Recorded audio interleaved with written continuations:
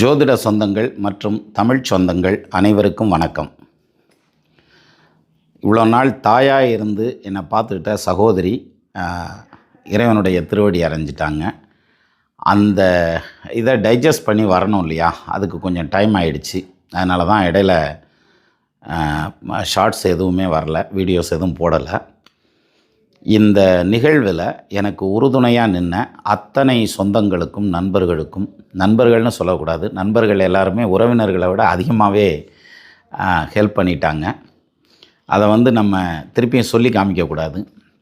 இருந்தாலும் எனக்கு நேரில் உடல் உழைப்பை கொடுத்து கூடவே இருந்து ஆறுதல் தேறுதல்லாம் சொன்ன நிறைய நண்பர்களும் சொந்த பந்தமும் இருந்தாங்க.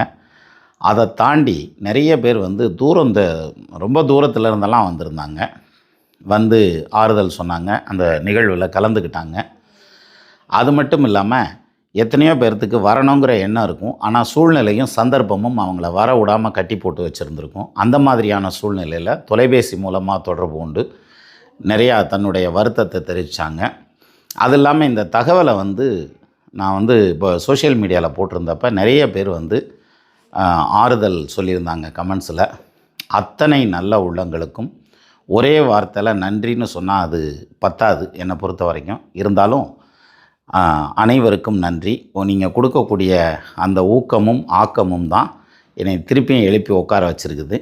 மீண்டும் நாளையிலேருந்து நம்ம வீடியோஸ் எல்லாம் ரெகுலராக எப்பயும் போல் வர ஆரம்பிச்சிடும். அதுக்கு இறை அருள் துணை நிற்கும்னு நினைக்கிறேன். உங்கள் அனைவருக்கும் நீங்கள் கொடுத்த ஆதரவுக்கும் அந்த ஆறுதலுக்கும் தேறுதலுக்கும் மிக்க நன்றி.